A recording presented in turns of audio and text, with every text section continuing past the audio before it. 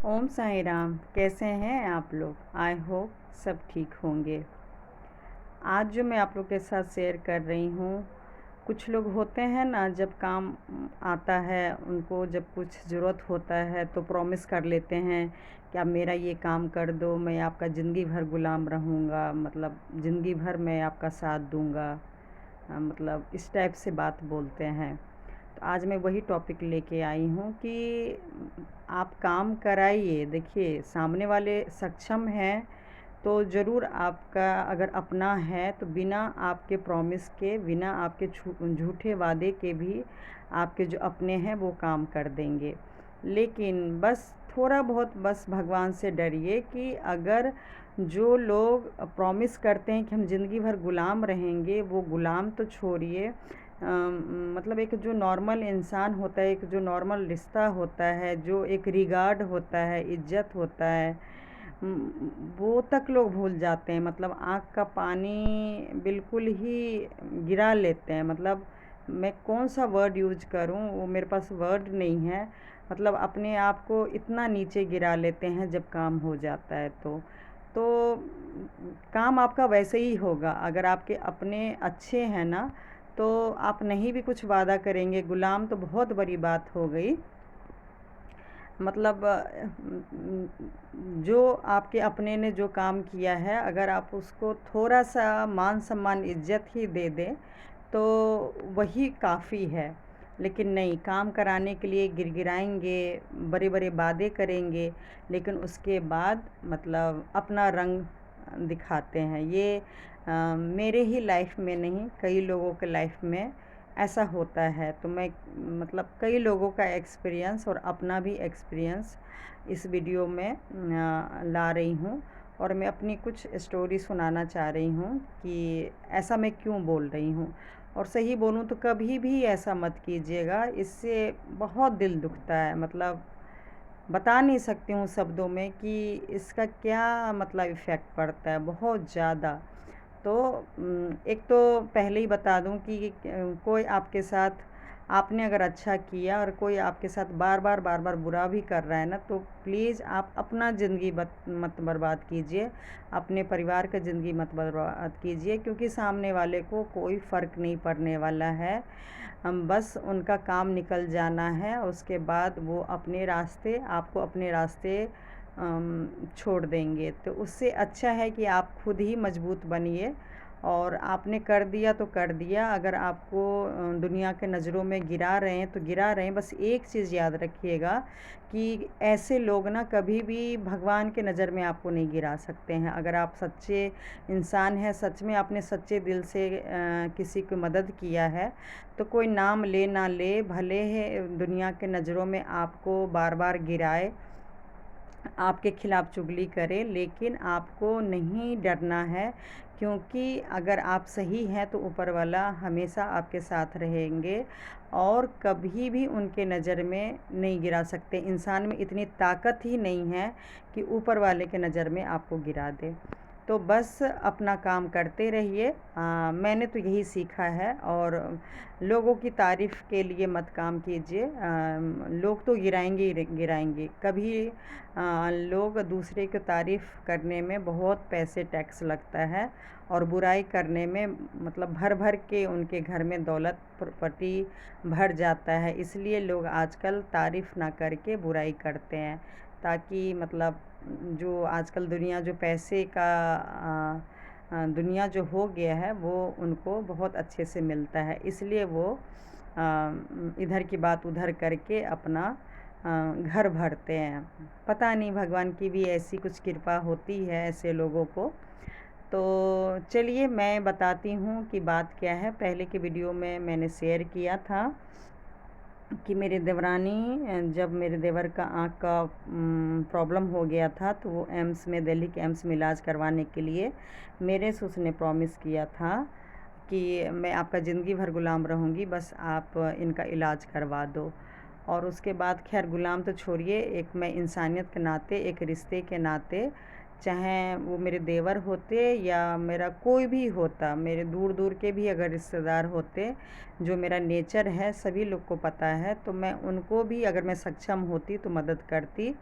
और बस स्पेशल मैंने देवर के लिए इसलिए स्पेशल किया क्योंकि उस टाइम मुझे जो टाइम था, मुझे कंसीव करना था, मुझे अपना इलाज कराना था, वो छोड़ के मैं देवर को इलाज करवाई, क्योंकि मैंने सोचा अगर किस्मत में बच्चा होना होगा तो बाद में भी हो जाएगा, लेकिन इनको अभी ज़्यादा ज़रूरत है, ये सोच के मैं करवाई। चलिए वो सारा मैं डिटेल वीडियो में बता चुकी हूँ। अब मैं बताती हूँ कि ऑपरेशन के बाद क्या हुआ। तो बताई थी कि घर में आई, माहौल हाँ ख़राब है वो भी बताई हूँ कि उसी टाइम पे मेरे हस्बैंड को पता चल गया कि उनके भाई, मम्मी, भाई, सब लोग मतलब उनको धोखा दे रहे थे, प्रॉपर्टी उनके पीछे ख़रीद के रखे हुए थे, जिसकी वजह से घर में माहौल ख़राब था और मतलब कोई बातचीत नहीं हो रही थी और टेंशन में सब रहते थे। तो मैं उस टाइम कोशिश कर रही थी कि घर का माहौल किसी तरह ठीक हो जाए, जैसे आज मैं कोशिश कर रही हूँ, ताकि मेरे जो हस्बैंड की तबीयत ख़राब है तो उनको माहौल ठीक मिले, वैसी मैं देवर के लिए भी चाह रही थी। लेकिन मतलब मेरे जो फादर इन लॉ है वो भी नहीं समझे, वो भी मैं उनको समझाने के लिए कॉल की कि मतलब आपका बेटा मतलब ये जो है ना खाते हैं ना दवाई ववाई लेते हैं, तो उनको कोई फ़र्क नहीं पड़ा और मतलब बात को उन्होंने बहुत बढ़ा दिया। वो सब मैं मौका मिलेगा तो बाद में बताऊंगी, अभी बता रही हूँ देवरानी की बात, तो फिर वीडियो लंबी हो जाएगी, इसलिए मैं फादर इन लॉ ने क्या बोला क्या किया, मतलब बहुत बस एक लाइन बोलूँगी कि उन्होंने बहुत ही गंदा माहौल कर दिया। और फिर मतलब बीच बीच में मतलब वीक में देवर को लेके हॉस्पिटल भी जाती थी और 1 महीना सवा महीना डॉक्टर बोला था, 1 डेढ़ महीना में रोशनी आ जाएगी। तो इसी बीच में जाते भी थे और मतलब उतना अच्छा माहौल तो नहीं था, फिर भी मतलब कम से कम बात करना, नीचे तो खैर मैं जाती नहीं थी, फ़ोन उन पे बात होती थी। एक दिन जब फादर लॉ ने बहुत अति मुझे सुना दिया, बहुत कुछ बोल दिया, तो मुझे बहुत गुस्सा आया था। तब मैं देवर को और देवरानी को फ़ोन करके ऊपर बुलाई, क्योंकि मैं नीचे जाती तो बात बढ़ जाता, तो इसलिए ऊपर बुलाई। लेकिन देखिए हो गया उल्टा। मुझे नहीं पता था कि मेरी देवरानी के अंदर इतनी नफ़रत चल रही है और क्यों चल रही है मुझे पता नहीं था। देवर तो ठीक से ही बात किए, फिर आ गए थे ऊपर। फिर मैं उनको पहले ही एक होता है मतलब तुरंत शिकवा शिकायत क्या करना, और पहली बार सही बोलूँ शादी के 19 साल हो गए थे, पहली बार मैं देवर को अपन भरोसा मतलब भाई समझ के भरोसा मैंने किया कि जो भी इतना शादी के बाद से, चाहे मेरे हस्बैंड की तरफ से, चाहे मेरे mother in law father in law की वजह से जो भी टेंशन चल रहा है, तो मुझे बस एक आस दिखाई दिया। मुझे लगा कि देवर जैसे अपनी बीवी का रक्षा करते हैं, अपना बीवी का घर में मान सम्मान इज्जत दिला के रखे हुए हैं, तो शायद अब भाभी के लिए भी थोड़ा स्टैंड लेंगे और अपने पेरेंट्स को जाके बोलेंगे कि मतलब आप लोग इतने सालों से मतलब किसी के पीछे क्यों पड़े हो, क्यों भाभी के साथ ऐसा करते हो। लेकिन खैर बिल्कुल ही उल्टा हुआ, बिल्कुल ही उल्टा हुआ, उम्मीद से बिल्कुल। जो कुछ भी मैंने फादर इन लॉ के बारे में बोला, वो सब कुछ जाके उन्होंने बाद में मतलब, या उस टाइम मुझे नहीं पता, बिल्कुल ही उल्टा शिकायत उन्होंने मेरी कर दी पूरा। वो तो चलो देवरानी ने किया होगा, बाद में मुझे पता चला। इस टाइम मैं बता दूं क्या हुआ था। मतलब जैसे ही मैंने देवरानी से पूछा कि मतलब कैसे हैं आँख की रोशनी, क्योंकि कुछ दिन बाद डॉक्टर के पास जाना था, तो मैंने ऐसे ही फॉर्मेलिटी के लिए, एक होता है ना, पूछी कि रोशनी कैसा है। तो बस देवरानी को बहुत गुस्सा आ गया और उसने बोला कि क्या होगा, वैसी की वैसी ही रोशनी है, आँख में कोई रोशनी नहीं आ रहा है। और मतलब इतना सब गंदा माहौल करके रखे हुए हैं। मेरे पति को लोग बद्दुआ दे रहे हैं, तो क्या ठीक होगा। और बहुत ही गंदा फेस, मतलब मैं हैरान हो गई कि जो लेडीज़ मुझे कुछ दिन पहले कह रही थी कि बस आप ऑपरेशन करवा दीजिए, और जब मैंने अपना डर बोला कि देखो सारे रिलेटिव लोग बोल रहे हैं, यहाँ तक कि तुम्हारे जेठ जी मेरे हस्बैंड भी बोल रहे हैं कि भाई आँख की रोशनी नहीं आएगी, बहुत प्रॉब्लम क्रिएट हो जाएगा, तब उसने साफ साफ बोला था कि बस आप दिल्ली के एम्स में ऑपरेशन करवा दो, और रोशनी आएगी नहीं आएगी वो हम लोग का किस्मत होगा, वो हम लोग का नसीब होगा, हम आपको कुछ नहीं बोलेंगे। उसने साफ साफ ये लाइन बोला था, और उस भरोसे पे मैं देवर का ऑपरेशन करवाई। लेकिन 1 महीना हुआ भी नहीं था, जो डॉक्टर ने टाइम दिया था उससे पहले वो मतलब परेशान हो गई, और उसको लगा कि रोशनी नहीं आएगा, और उसने मतलब क्या बोलूँ, जो भी मैं बोलती थी उसका वो गलत मतलब ही निकालती थी। फिर भी क्योंकि उस टाइम देवर को काम था, हॉस्पिटल जाना था, आना था, तो कुछ भी कहिए उस टाइम माहौल देवर ने थोड़ा सा देवरानी के मुकाबले ठीक रखे। और बोलते बोलते जब मैं फिर फादर इन लॉ के पूछे क्यों आए, तो मैंने बोला कि देखिए कोई काम कीजिए, ऐसे में मतलब बहुत प्रॉब्लम हो रही है, और इनकी भी तबीयत ख़राब है, तो बस इनको भी झटका लगा है कि आप लोग ने गलत किया है, तो इनको भी संभालिए, और सब मिल के रहते हैं, क्या दिक्कत है।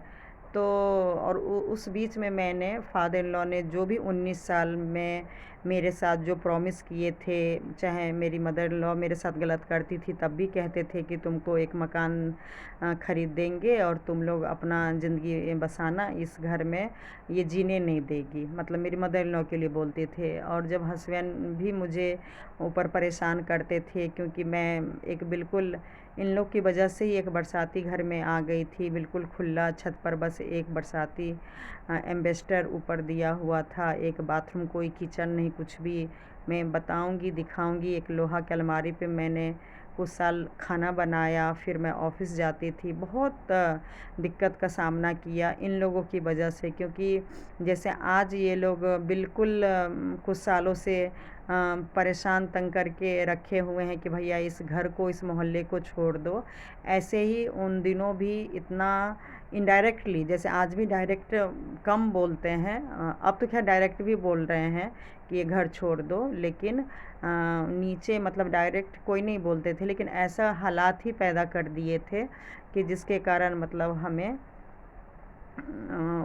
वो अपना फ्लैट छोड़ के कोई बंटवारा नहीं हुआ था, कुछ भी नहीं हुआ था, बिल्कुल ही सिंपल स्टोर रूम था, उसमें मैं फिर अचानक आई थी।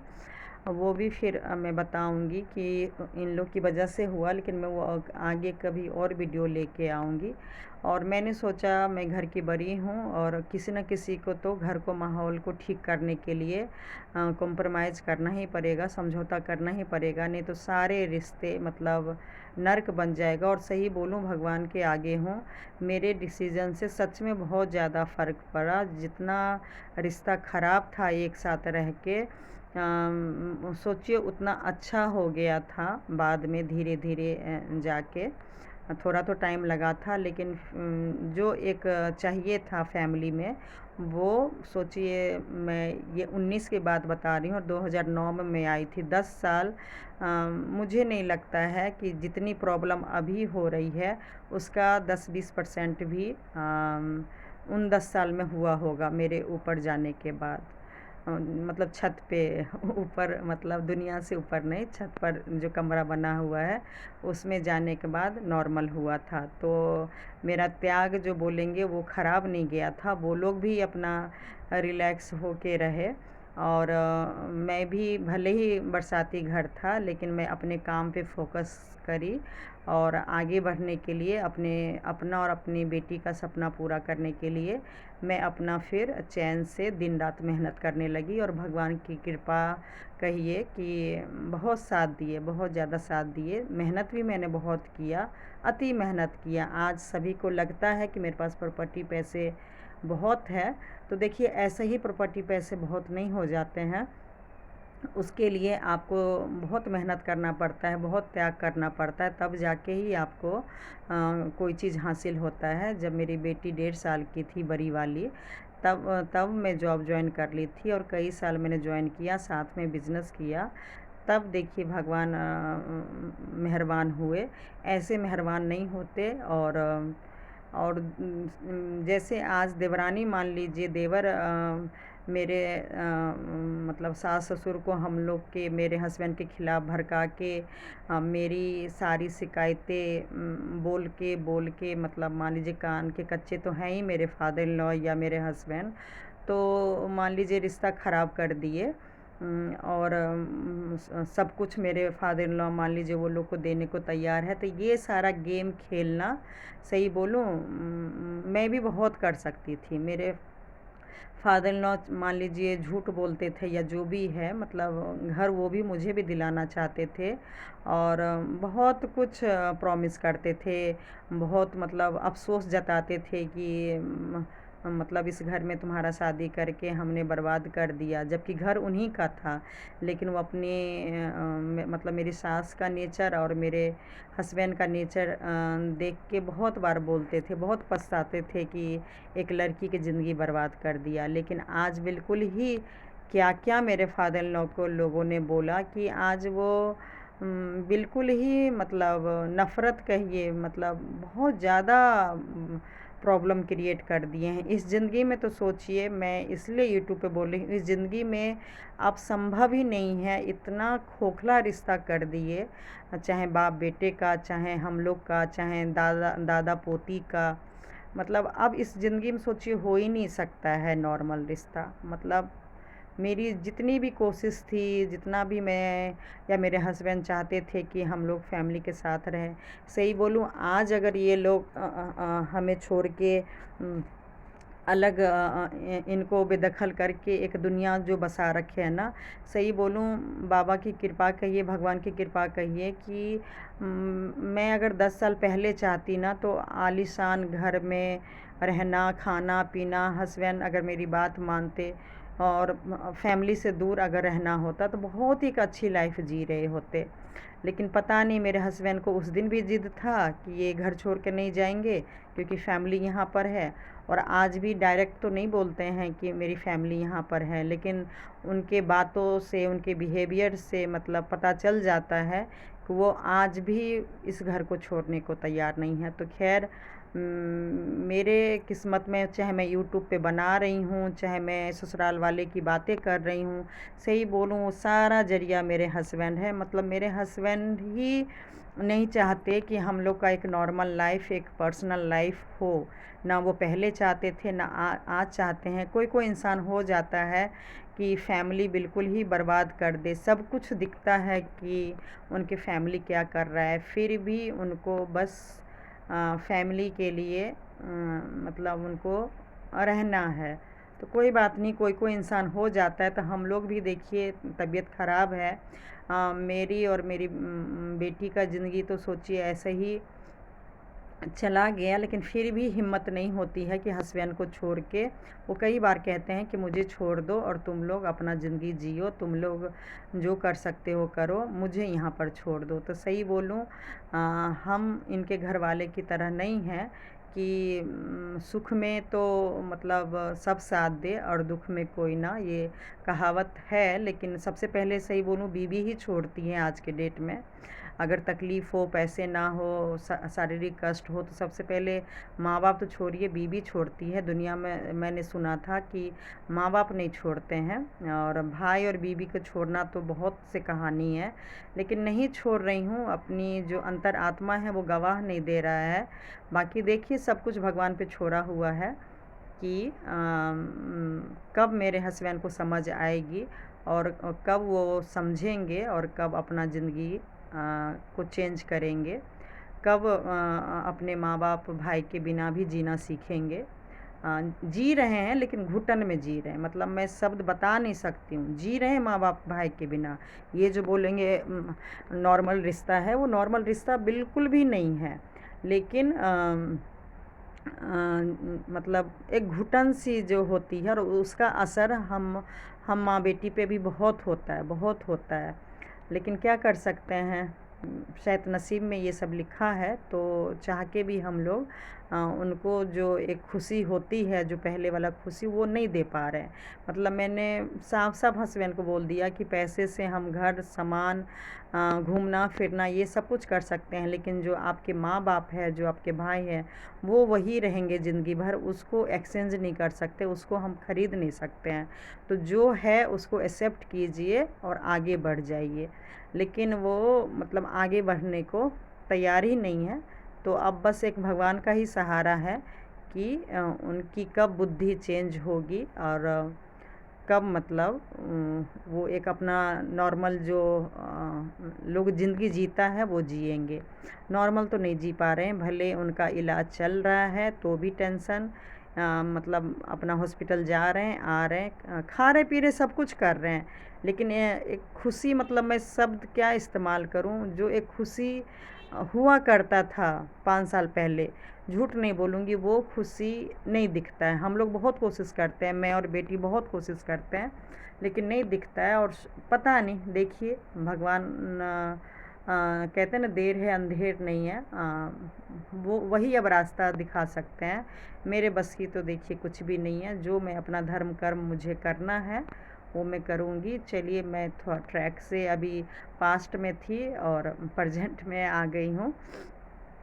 तो पास्ट की कहानी यही था कि क्या कहानी था, हाँ, तो मतलब वो रोशनी नहीं आई थी तो बहुत परेशान और काफ़ी जब गंदा माहौल कर दिया, तो मैं, छोटी है लेकिन फिर भी रो के धो के मैं अपना उसको सारा पेपर दिखाई, एम्स का फ़ाइल दिखाई, और मैंने बोला देखो तुम्हारे हस्बैंड का इलाज करा दी हूँ और वो भगवान के भरोसे हैं, रोशनी आएगी, लेकिन मैं ना अपना जो मुझे माँ बनना है, मैं अपना भी इलाज स्टार्ट कर दी हूँ। सारा डेट दिखा दिया उस मंथ का, और मैंने बोला देखो मुझे डॉक्टर ने टेंशन लेने के लिए मना किया है, और चाहे मेरे फादर इन लॉ मुझे कुछ दे या ना दे, तुम लोग दो या ना दो, हाँ, मैं देवर के लिए ज़रूर भगवान से प्रार्थना करूँगी कि रोशनी आ जाए, लेकिन मतलब प्लीज़ मुझे टेंशन नहीं दो। और मैं रोई, खूब रोई, और सही बोलूँ कोई और लेडीज़ होता तो मुझे रोते हुए छोड़ के नहीं जाती, लेकिन उसके हस्बैंड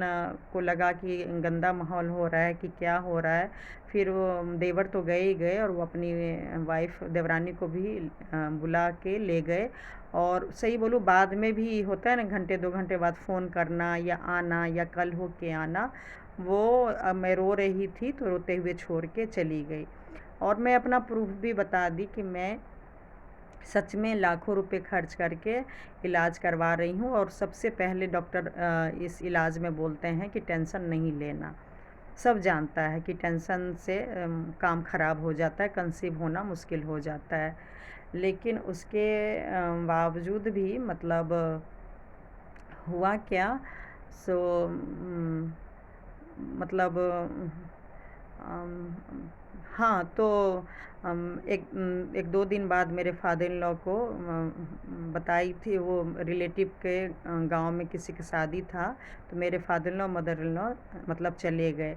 मैं उनसे मिल के मतलब आ गई। जैसे पहले देवरानी जाते, father in law mother in law जाते थे तो मैं रुकती थी, लेकिन मैं उस दिन नहीं रुकी, क्योंकि जब वो मुझे रोते हुए छोड़ के आ गई तो मैं समझ गई कि इसके अंदर अब जो एक औरत की जो दया ममता होती है वो शायद नहीं है, क्योंकि वो, उसको बस लग रहा है कि हस्बैंड का मतलब आँख की रोशनी नहीं आएगी।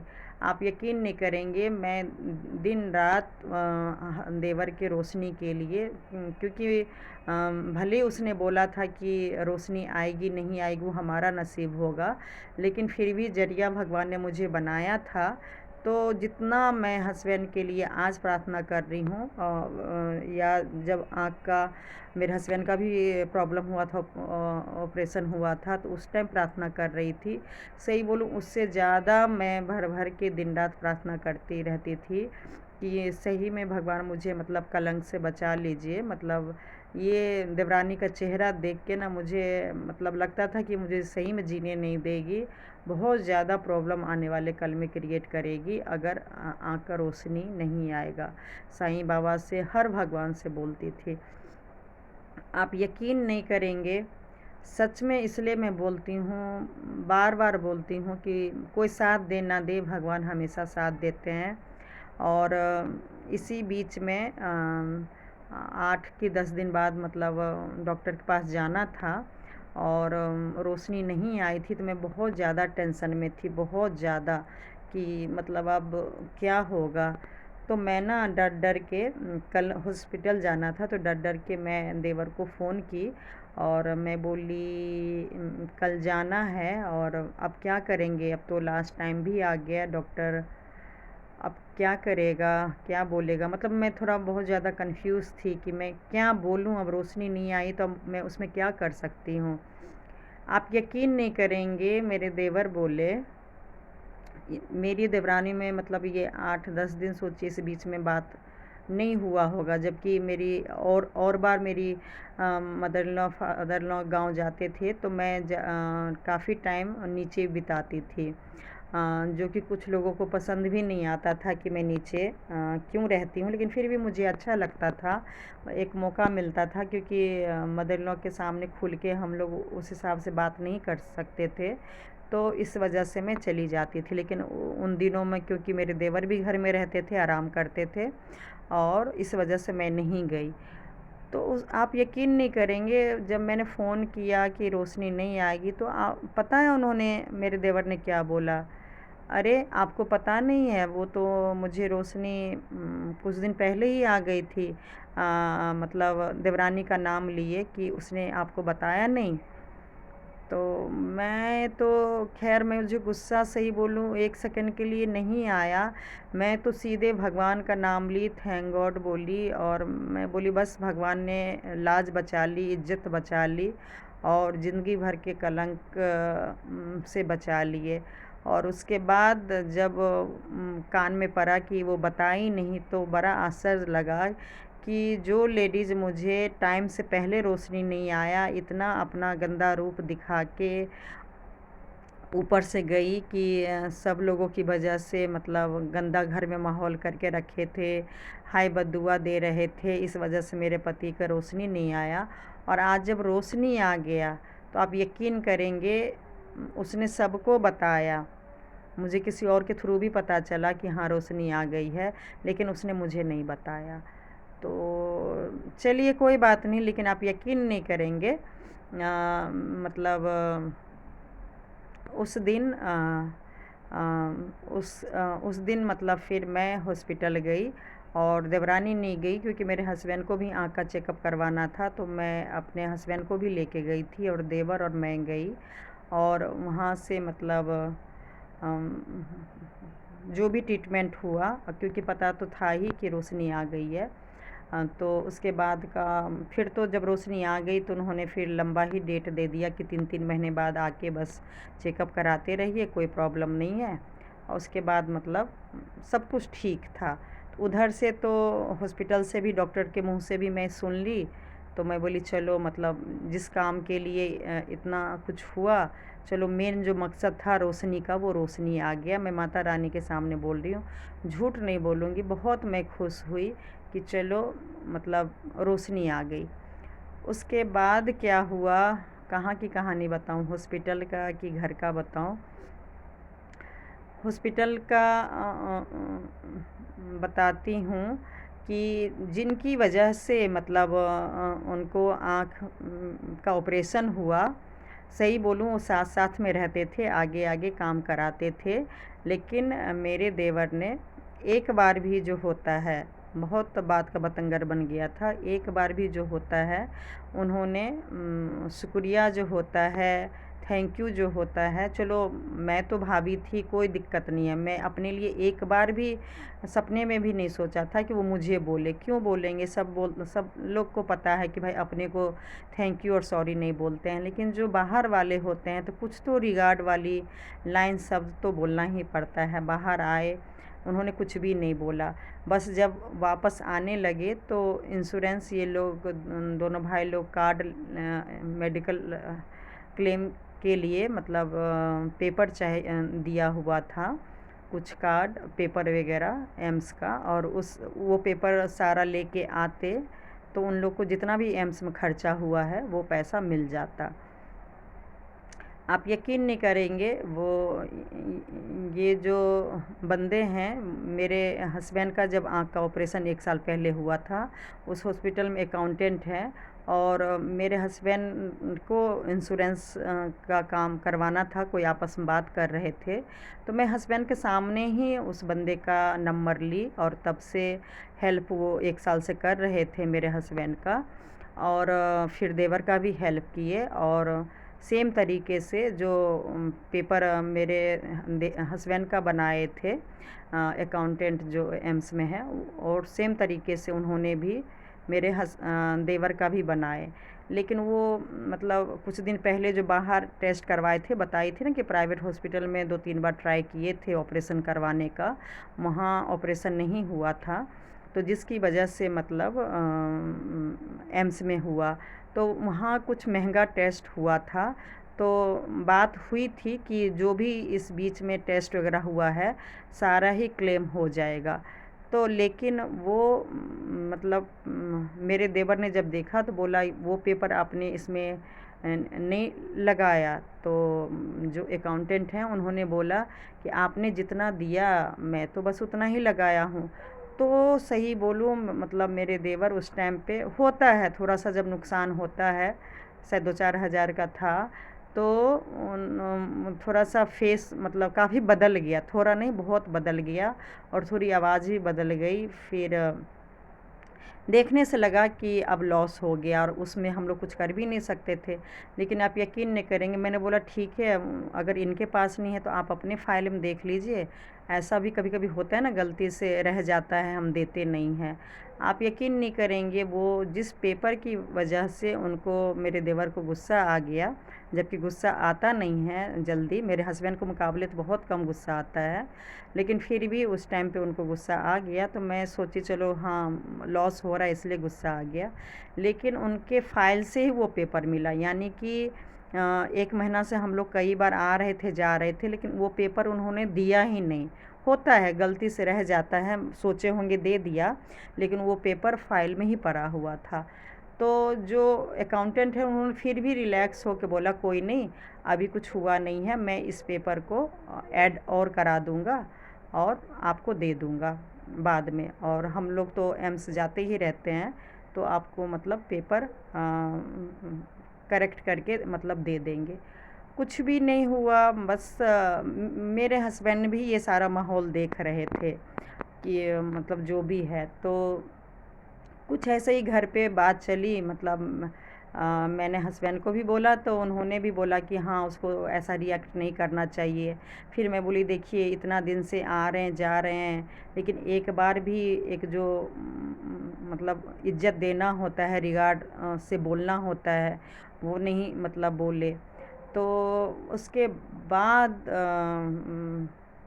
उसके बाद की कहानी तो मैं दूसरी वीडियो में बताऊंगी, लेकिन अभी जो मैं बता देती हूँ उसकी मतलब इस अकाउंटेंट, इस शख्स की वजह से जो उनका साईं बाबा के सामने हूँ, और उन्होंने जो साईं बाबा की कसम खा के उस बंदे के लिए जो मुझे बोला या मेरे हस्बैंड को जो बोला, वो तो एक लंबी वीडियो ही आएगी। उसी से मेरी ज़िंदगी सोचिए तबाह या बर्बाद 5 साल से हो गई। और जो उन्होंने गेम खेला, मेरे हस्बैंड ने नहीं, जो गेम मेरे देवर ने खेला, मतलब उससे तो मेरी ज़िंदगी बिल्कुल बदल गई। 5 साल से जो आज यूट्यूब में जो मैं इतना बोल रही हूँ, वो सारा 2019-24 मई की कहानी है। वो तो मैं अगले वीडियो में लेके आऊँगी, लेकिन अभी जो है मैं बता देती हूँ घर पर क्या हुआ। रोशनी आ गई थी देवरानी को, मैंने कुछ भी नहीं डांटा, कुछ भी नहीं बोला, और मैं अपना हॉस्पिटल से जैसे काम करते हैं वैसे करके मैं अपना बैठी हुई थी कि अचानक मतलब उसने फ़ोन किया शायद कि मुझे ना मतलब माता रानी होता है ना, माता चिकन पॉक्स, वो हो गया है। और क्या क्या नियम होता है क्या, वो आप मुझे बता दो।